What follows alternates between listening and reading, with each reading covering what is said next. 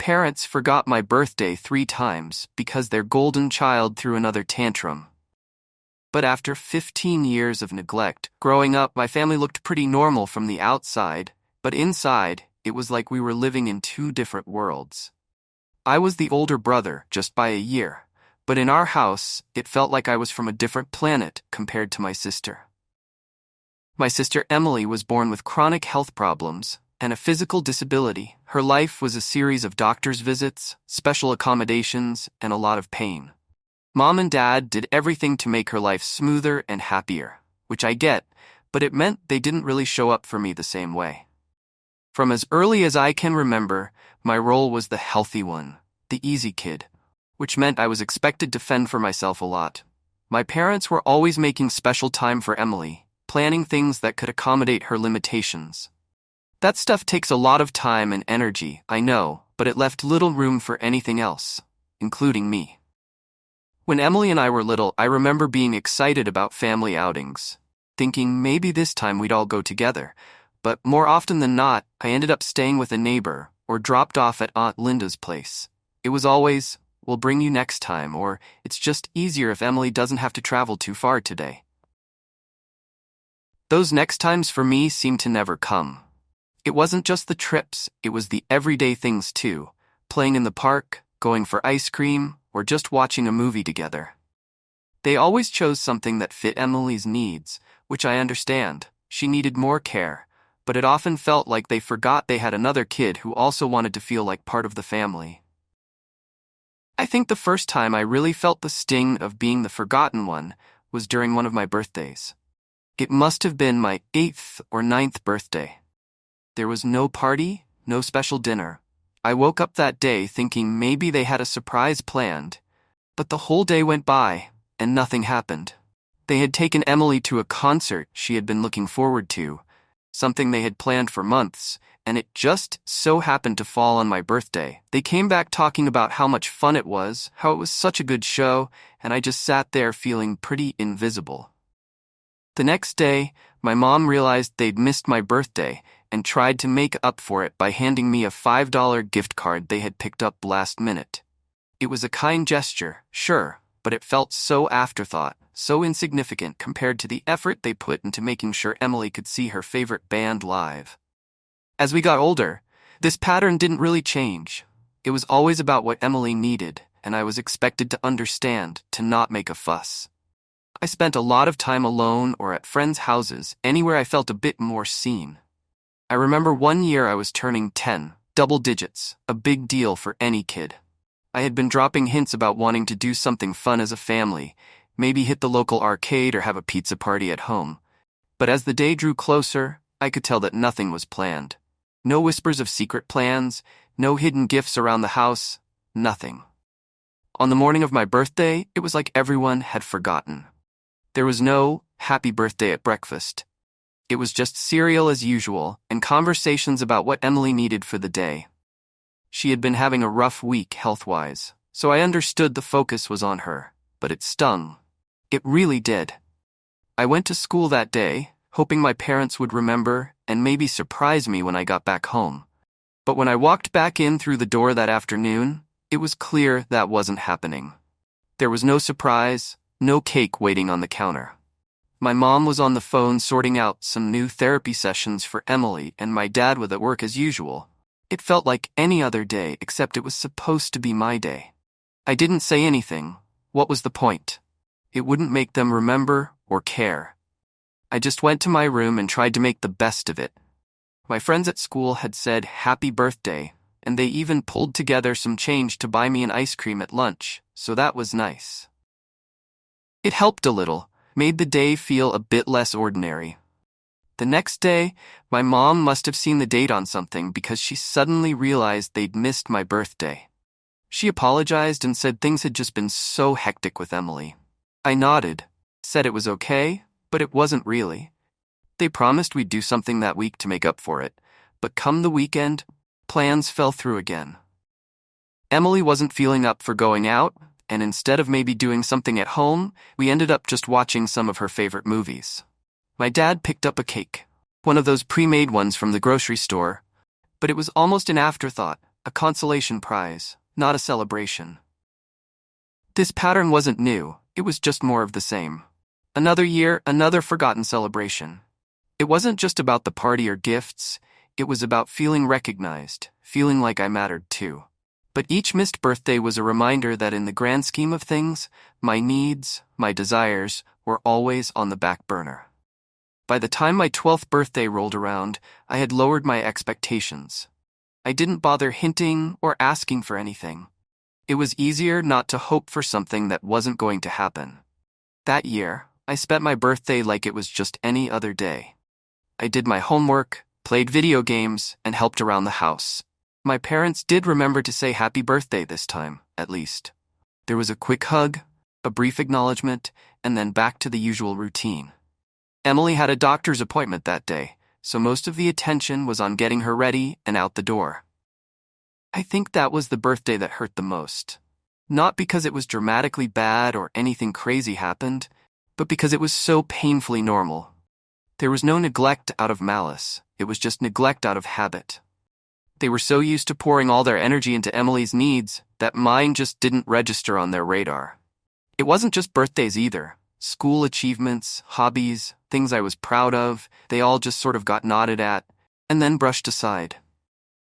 As I got older, the disappointment started to harden into something else. Resignation. I stopped expecting things to be different. Friends' birthday parties were a glimpse into what it could be like with parents who planned and celebrated their kids.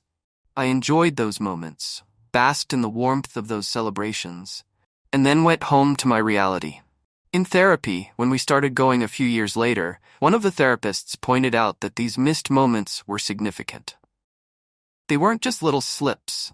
They were patterns that showed where the priorities lay. Discussing it in those sessions, I tried to express how these patterns made me feel unimportant, secondary. My parents listened, but there was always an excuse, always a reason why things had to be the way they were. They promised to try harder, to be more aware, but the habits of a lifetime are hard to break. Looking back now, I can see how these early experiences shaped my expectations about life and relationships. They taught me not to ask for too much, not to expect too much. That way, you can't be disappointed. But they also taught me about the kind of parent I want to be someday. Someone who remembers, who celebrates each child for who they are, not just what they need. My grandparents were the unsung heroes of my childhood. With my parents usually wrapped up in the endless cycle of managing Emily's health issues, it was Grandma and Grandpa who stepped in to fill the void. They didn't do anything extraordinary, but in my world, they were a beacon of normality and warmth. A contrast to the cold at home. Grandma had a way of making every little thing seem special. She had this old faded recipe book, and every time I visited, she'd let me pick a recipe to try out together. It didn't matter if it was her famous chocolate chip cookies or something as simple as spaghetti. It was our thing. It was during these cooking sessions that she'd share stories about her own childhood, about the mischief she got into with her siblings. I lived for those stories. They were a window into a world where I felt connected, where I wasn't just the other child. Grandpa, on the other hand, was the quiet strength of the pair. He was a man of few words, but he had a presence that made you feel secure. He loved model trains, and the basement of their house was dedicated to his elaborate setups. He'd spend hours down there tweaking and fixing, and I was always welcome to join. It wasn't just about the trains. It was about sharing something he loved with me. Something that wasn't overshadowed by the constant concerns that hung over my family. Their house was my refuge.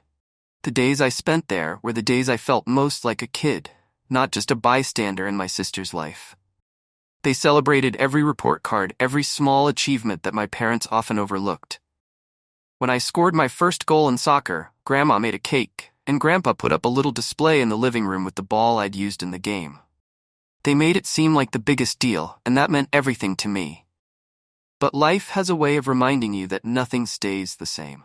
3 years ago, Grandma got sick. It wasn't sudden. It was a slow decline that seemed to parallel the gradual fading of my childhood innocence. Her vibrant energy dimmed, and the kitchen, once the heart of our interactions, grew silent. I watched helplessly as the disease took hold, turning our cooking sessions into brief, strained visits where she'd mostly sleep while I sat by her side holding her hand, missing her, even though she was right there. When she passed away, it was like losing a part of my foundation. The funeral was a blur, a procession of people offering their condolences, saying how wonderful she had been, how she'd be missed. I nodded, thanked them, but inside I felt a hollowing out, like someone had scooped out the center of me. Grandpa changed after Grandma's death. The spark that had been in his eyes when he showed me a new train setup or told a joke faded. The basement gatherings became less frequent, and then they stopped altogether. He moved through the days mechanically, a routine without joy. The model trains gathered dust, and our conversations grew stilted, both of us lost in our grief. It wasn't long before the decision was made to move him to a nursing home in another city. The house, too big and too full of memories, was too much for him alone. I understood the reasons, but it felt like another anchor being lifted, leaving me adrift. Our visits became monthly trips that were more about ensuring he was okay rather than sharing in anything meaningful. I'd sit in the sterile visitor room, making small talk, both of us avoiding the gaping absence that Grandma left behind. With Grandma gone and Grandpa far away, my buffer against the loneliness at home was gone. The transition back to life where my sister's needs dominated was harder than ever. The contrast was stark. Where my grandparents had made me feel seen, at home I was more invisible than before. The routines continued. Emily's needs continued to shape our family life, and I continued to fade into the background. The isolation wasn't just physical, it was emotional. During family gatherings, conversations would circle around Emily's latest treatments or her challenges. I'd chip in where I could, try to share bits about school or friends, but it often felt like speaking into a void. My words seemed to dissipate the moment they left my lips, unimportant and fleeting. Even at school, I started to withdraw. Friends invited me to hang out, but I found myself declining more often, opting instead to spend time alone. It was easier than explaining why I was down or why I didn't feel up to pretending everything was okay. They knew about Emily, of course, but no one really understood the full weight of living in her shadow, of having my own needs and desires perpetually sidelined. The worst part was feeling guilty for these feelings. Emily didn't choose her health issues, and I knew my parents were doing their best under tough circumstances. But knowing that didn't ease the sting of neglect, nor did it fill the growing gap within me, a space where familial warmth once lived. As I navigated this new reality, I realized that I needed to find new sources of support, new ways to feel valued. I turned to teachers, to coaches, any adult who might offer a word of encouragement or a moment of recognition. Each small acknowledgement felt like a lifeline, a reminder that I could be more than just the healthy sibling, more than just the other child. Looking back, losing my grandparents not only marked the end of their physical presence in my life, but also the end of my childhood in many ways. It forced me to face the imbalance in my family head-on and to start seeking ways to carve out my own space, my own identity, independent of the family drama that had so long defined me. Sibling rivalry is typical in most families, but when your sibling has special needs, the dynamics can shift drastically. The term rivalry doesn't even feel right. It's not like we were ever competing on the same level. Emily's needs always came first, which I understood on a rational level, but emotionally it was a whole different story. It all came to a head one evening that felt like any other at first. I was in the middle of a gaming session, a rare moment of relaxation in a house that often felt more like a revolving door of therapists and medical crises. Emily was having a tough day, more pain than usual, which made her short-tempered and moody. Mom and Dad were doing their best to comfort her, but nothing was really working. That's when things took a turn for the worse. In her frustration, Emily lashed out. It wasn't the first time she had a tantrum, but this time, my gaming console bore the brunt of her anger. Controllers flew, the console crashed to the floor, and the game I was in the middle of vanished into a screen of static. I was stunned, just staring at the wreckage of what was my only real escape from the everyday stress. When I looked to my parents for support, hoping for once they'd see the impact of Emily's actions on me, all I got was a hurried apology as they scooped her up to calm her down. They were more concerned with her tears, her reasons for the outburst, than the fact that she destroyed my property. Something that mattered to me.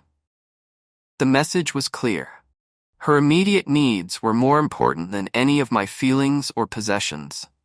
That night, after Emily calmed down and everyone else seemed to move on, I was left with a broken console and a growing resentment that no amount of silent brooding could dissipate. I lay in bed thinking about how unfair it was that her needs not only came first, but seemed to be the only needs that mattered. It wasn't her fault she was in pain or that she had limitations. But why did that mean I had to be the collateral damage? Over the next few days, I tried to brush off the incident, but the frustration simmered. I found myself snapping over small things, withdrawing further into myself. My parents noticed but misinterpreted my mood as typical teenage angst, attributing it to school stress or just a phase. They suggested maybe I needed more sleep or should try talking to someone, like a counselor at school. It felt like another dismissal, another way of saying that my problems weren't as significant. It was around this time that I first brought up the idea of family therapy. I wasn't sure what to expect, but I was desperate for anything that might help us communicate better. To my surprise, my parents agreed. Maybe they realized things were starting to spiral, or maybe they hoped a professional could smooth over the growing cracks in our family dynamics. Either way, we found ourselves sitting in a stark, quiet room across from a therapist who seemed genuinely interested in hearing from each of us. Therapy sessions started to become part of our weekly routine. While they were supposed to be a space for all of us to improve our communication and understanding, it quickly felt like we were just going through the motions. My parents, eager to rectify their past neglect, initially threw themselves into the process with a kind of desperate energy. For a brief period, it seemed like we were making genuine progress.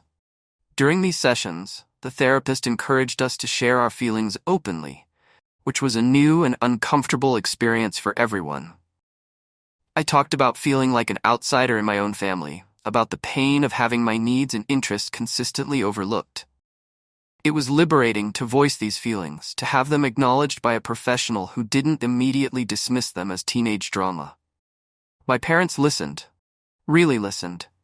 For the first time in a long time, they seemed shocked to hear how deeply their actions or lack thereof had affected me. There were tears, apologies, and promises to do better.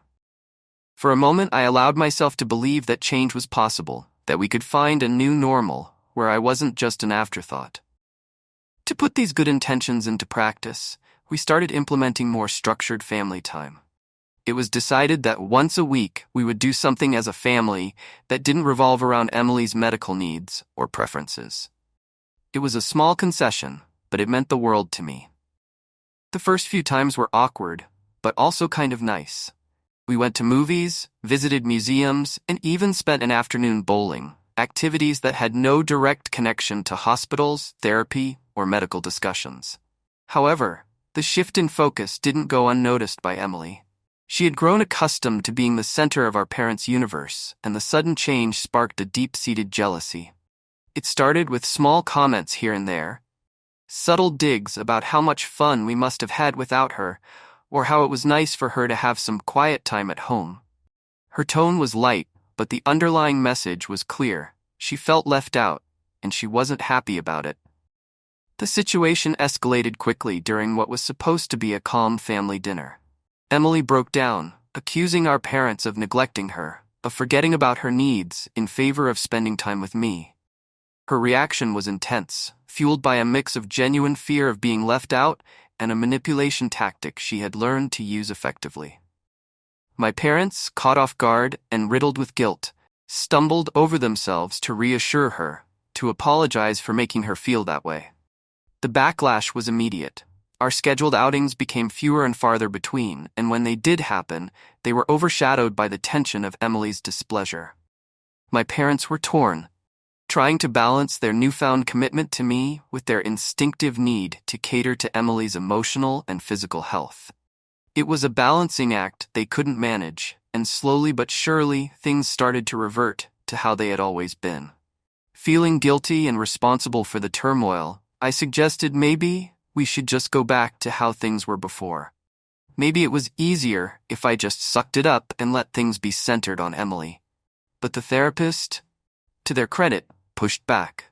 They pointed out that this reaction was exactly why we were in therapy, to break these unhealthy patterns, not to reinforce them. So we continued with the sessions, each one becoming more charged than the last. Emily's feelings of jealousy and abandonment became a central theme, and much of our time was spent addressing her fears and insecurities. It felt like we were moving backwards, focusing on her, even in a space that was supposed to be about fixing the broader family dynamics.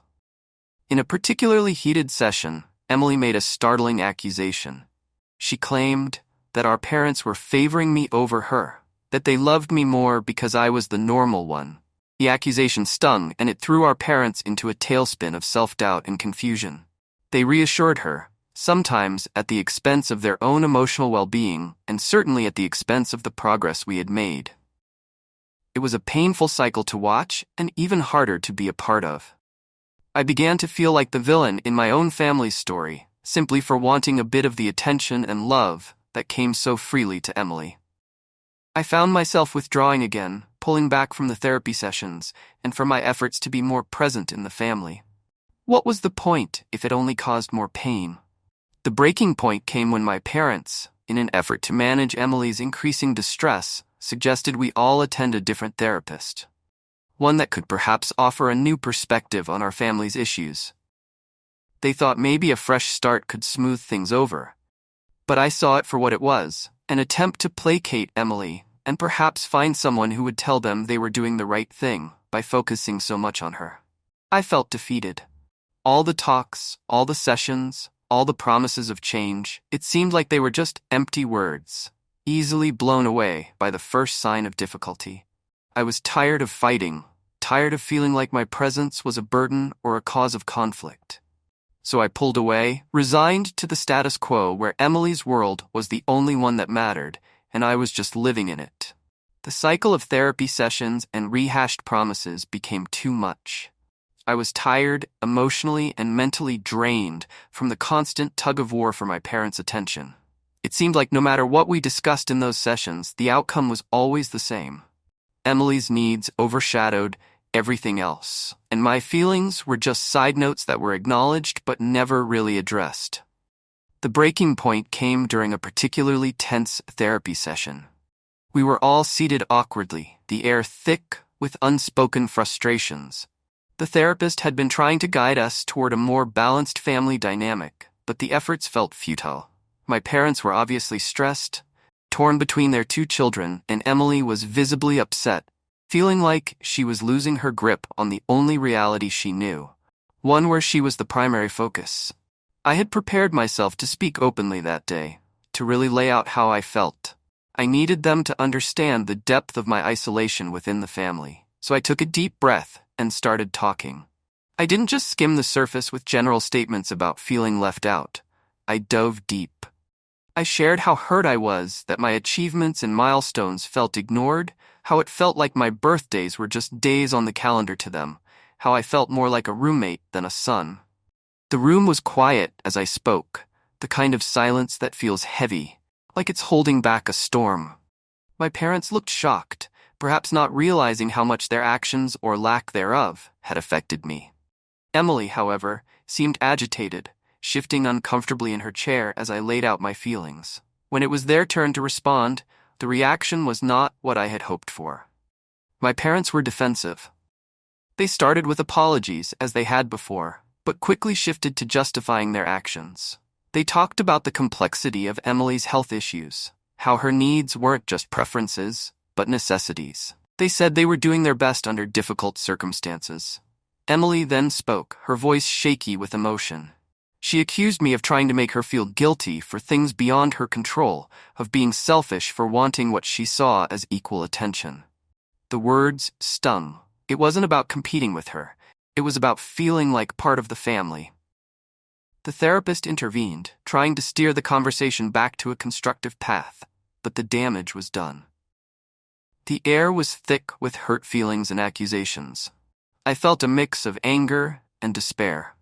It was clear that no amount of talking was going to change the fundamental dynamics in our family. My parents were too entrenched in their roles as caregivers for Emily to see beyond her immediate needs, and Emily herself was not ready to see our family as anything but centered around her. The session ended with a tense agreement to keep trying. But as we left, I knew something had shifted for me.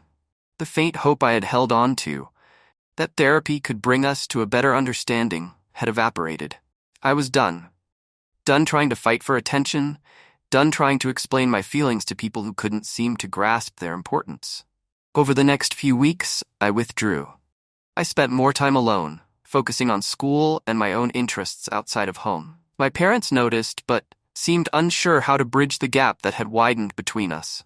They made tentative attempts to connect, asking about my day or my plans for the weekend, but it felt hollow, like too little, too late. Emily also noticed my withdrawal, but her response was mixed. Part of her seemed relieved to have the spotlight firmly back on her, but there was also a tentative curiosity about my newfound independence. She asked me a few times about my activities, a flicker of interest in her eyes, but we were both too scarred from past conflicts to really open up again. As the weeks turned into months, my plans for the future began to take shape with more clarity. I realized that I needed to find my own path, one that didn't involve waiting for my family to recognize my needs. I started researching colleges, scholarships, and programs that interested me, pouring my energy into building a life where I didn't feel like a secondary character. My relationship with my parents remained strained. We spoke, we shared meals, we lived under the same roof, but there was an unspoken understanding that things were different now. They continued their focus on Emily, now more cautious in their interactions with me, perhaps afraid of sparking another confrontation. The suggestion to switch therapists came up again, this time with a more urgent tone from my parents.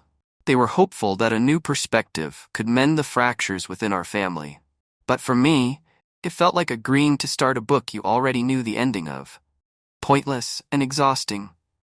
I declined. I told them it was too late for new beginnings in therapy. That ship had sailed, and I was already looking toward new horizons.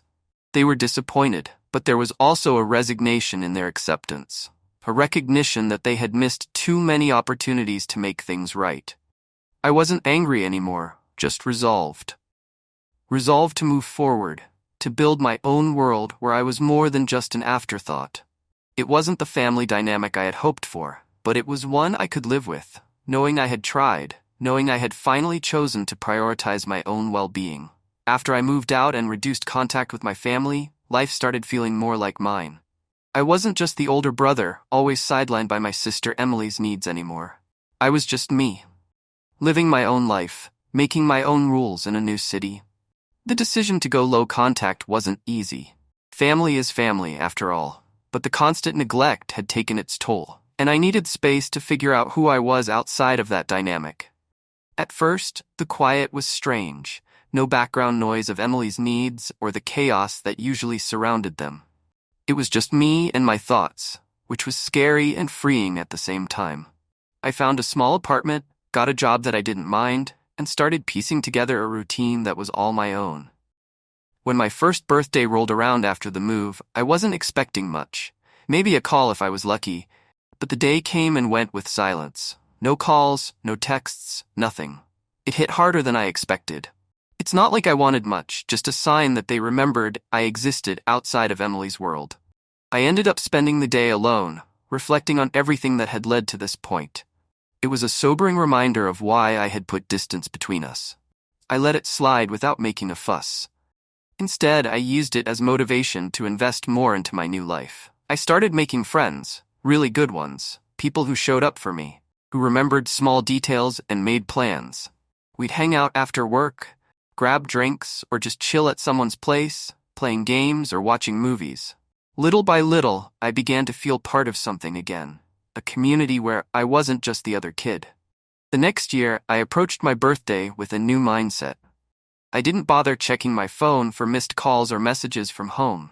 Instead, I planned a big night out with my friends. We hit a couple of bars, laughed more than I had in years, and celebrated until the early hours. It was hands down the best birthday I'd ever had. For the first time, I wasn't an afterthought but the main event, and it felt amazing. Days later, curiosity got the better of me, and I called home.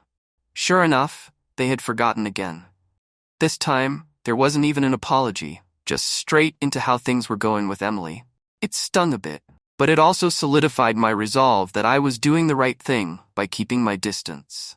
My life was here now, with people who valued me. By the third year in my new city, my birthday had become something I genuinely looked forward to. I threw another big party, this time even bigger. We rented out a space, had a DJ, the works. It was a blast. Friends, both old and new, showed up to celebrate. It was during this party, surrounded by people who cared about me, that I fully realized the weight of what I had been missing out on all those years. Once again, I made that after-the-fact call to my family. As expected, they had forgotten my birthday once more, but this time I didn't even bother bringing it up. We chatted briefly about mundane things, and that was it. That call was short and pure, a stark contrast to the warmth and joy of my celebrations. It confirmed that while they were my family by blood, my real family was made up of the friends who stood by me. The difference in these relationships was stark. With my friends, I was never an add-on, I was integral. They didn't just remember my birthday, they made it special. They didn't just listen to how my day went, they were a part of my day. We supported each other through job changes, breakups, successes, and failures. We built a network of mutual care and respect, something I had always longed for, but never quite experienced with my own family.